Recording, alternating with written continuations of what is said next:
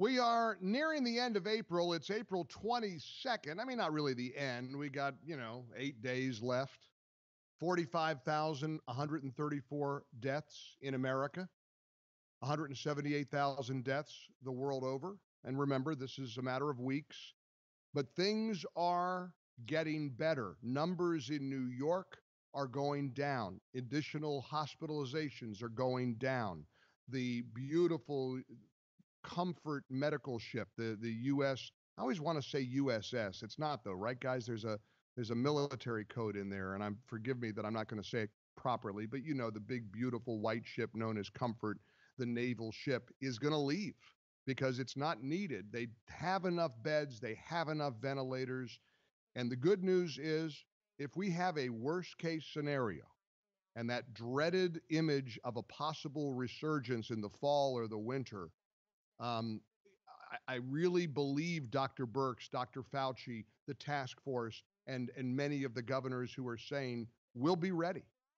We got a lot of extra ventilators now, and they're being shared between states, and so far there is reason for cautious optimism. We still have to be extremely careful. And if you wanna beat me up over my reminding you to socially distance and wear a mask and take protective measures, that's okay. It's America. If you want to run out and hug a bunch of people, you're putting yourself and others at risk. I pay close attention to the task force.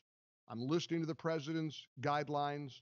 I believe in the president, and I believe in what they're telling us to do.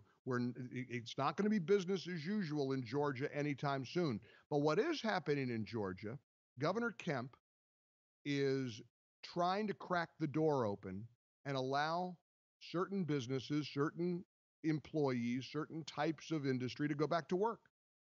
And he had a very, very compelling conversation last night with Martha McCallum on Fox News. See, to the left, to the Trump haters, any effort to try to reopen right now is the craziest, stupidest thing they've ever heard. Even when Mayor Bill De Blasio, a far left progressive Democrat mayor of New York, says when this is all over, we're going to have a big ticker tape parade. Do you know people are freaking out at that?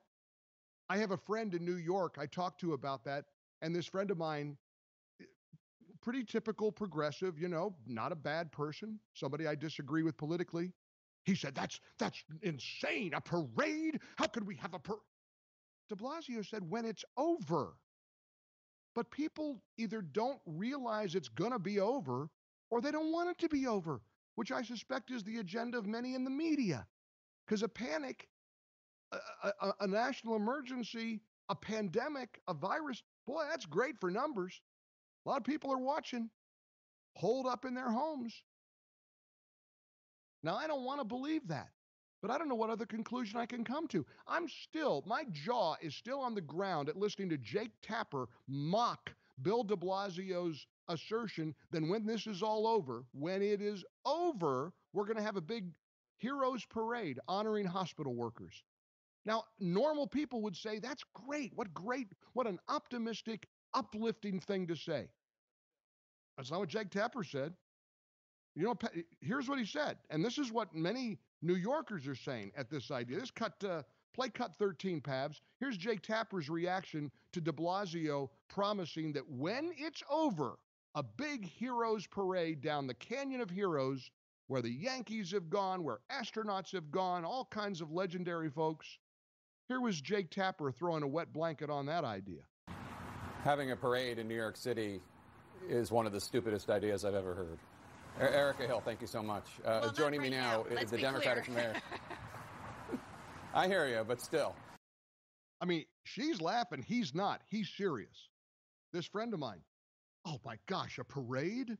Do you think there won't ever be any more parades ever again? Do you think we're never going to go to the theater or the movies again? You think we're never going to go to a baseball game ever again? You think we're going to be in our home for the rest of our lives? And I've been asking this all week long to those who are pushing back against Governor Kemp and Governor McMaster, Tennessee, 20 other states that are going to start cracking the door open. How long do you want to be in your home shut down? How long before this becomes completely and literally unsustainable.